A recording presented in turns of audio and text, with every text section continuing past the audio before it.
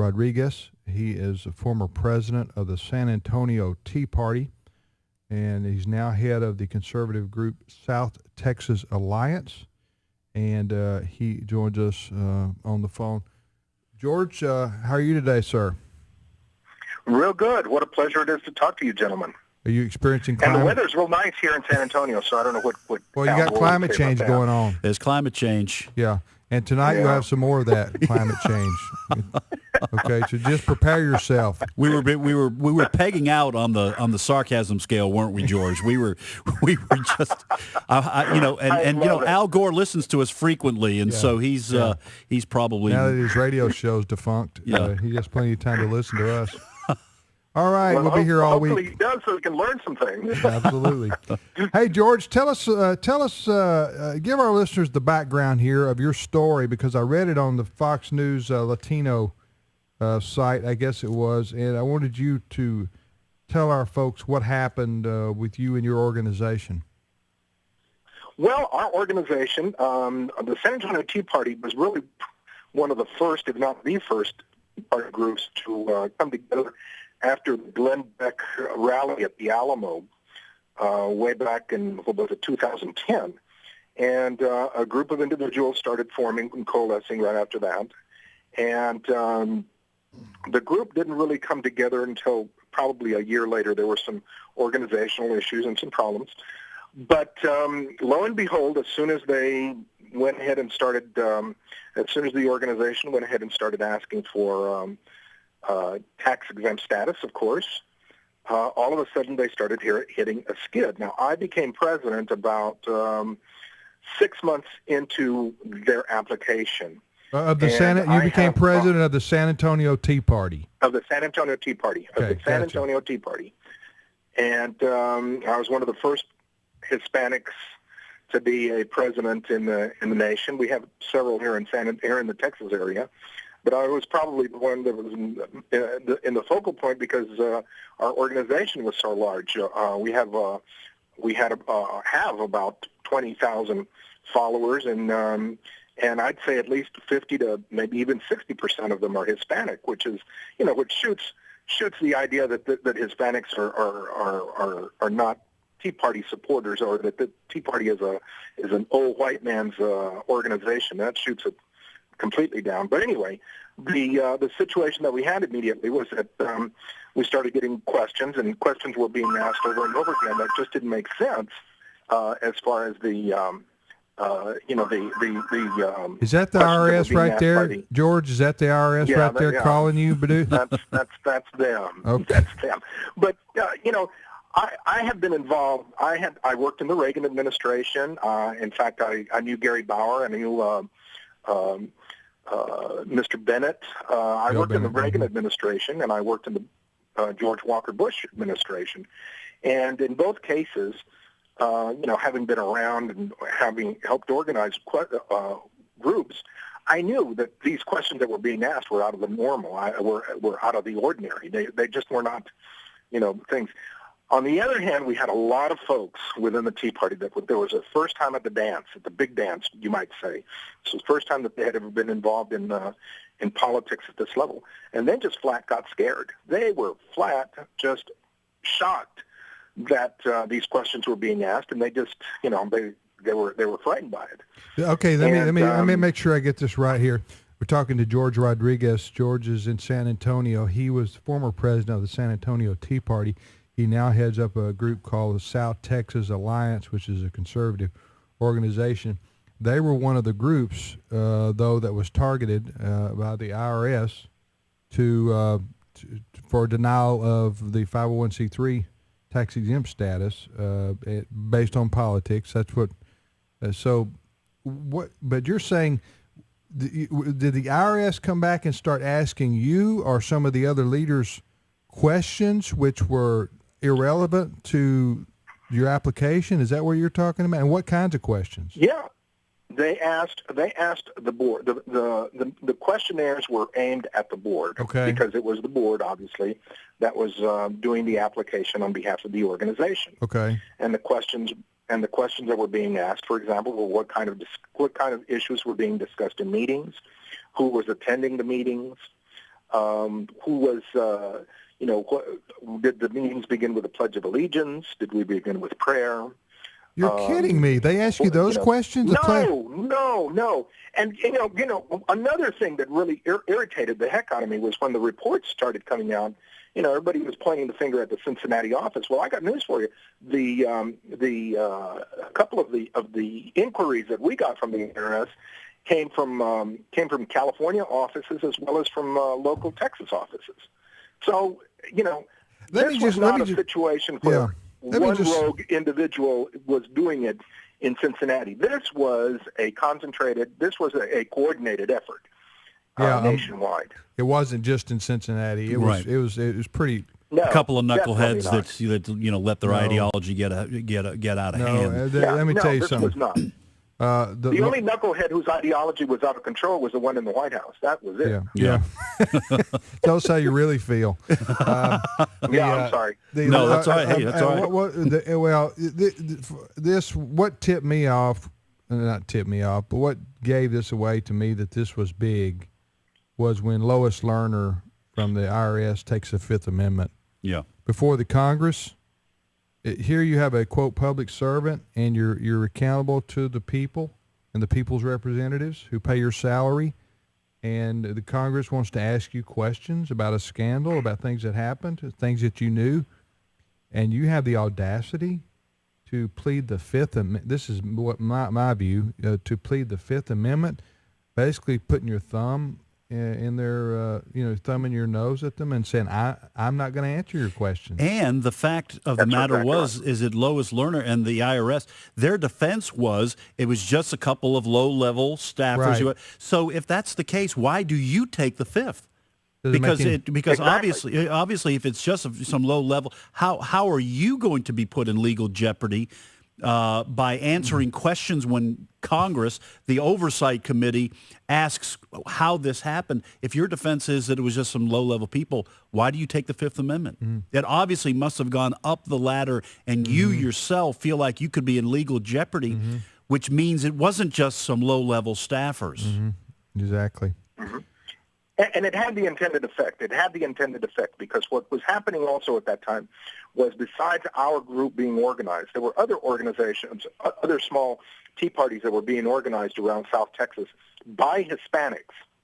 They were all being organized by individuals with Hispanic surnames, that because of the nature of the community, there were majority Hispanics, and they were scared to death. They were frightened. So, that's what really angers me. If LULAC or MALDEF or some other leftist Hispanic organization had been on the other end of this type of treatment, you would hear the left just be screaming to high heaven. But no, because they were conservative, right-leaning Hispanics, somehow, like Bill Richardson says, they're not real Hispanics.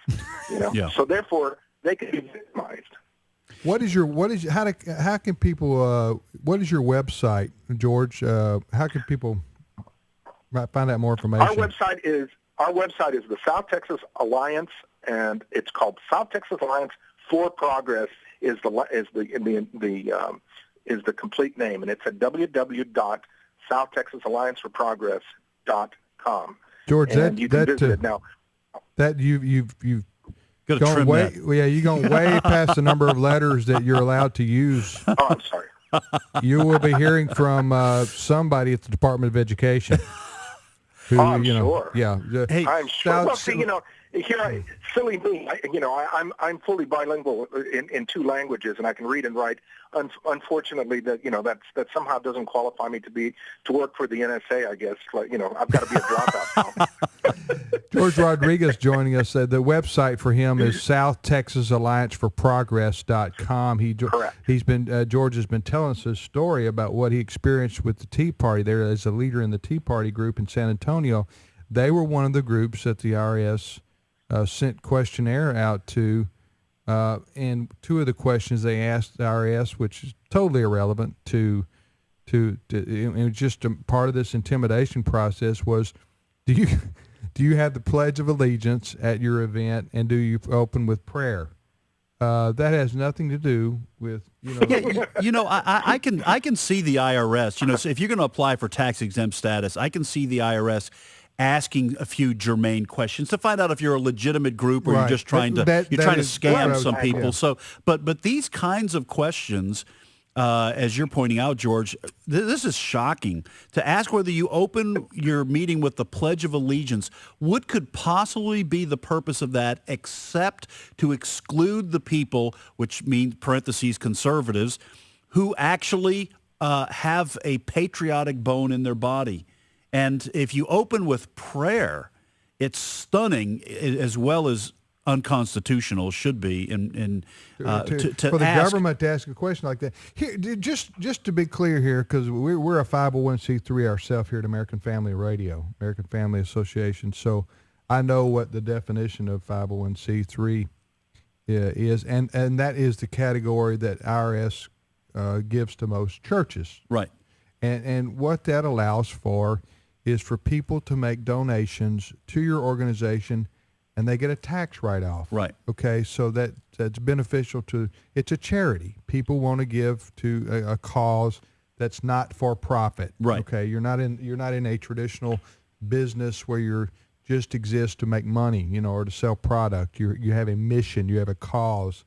And there are all kinds of hundreds and thousands of groups across America representing all kinds of causes who are recognized by the IRS as a 501c3 nonprofit organization, and you apply for that status. Well, now the one thing that the law does require, if you're going to be a nonprofit organization, you can't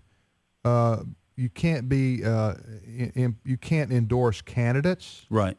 And you can't just spend the majority of your time trying to impact legislation. Yes. So there is a legitimate.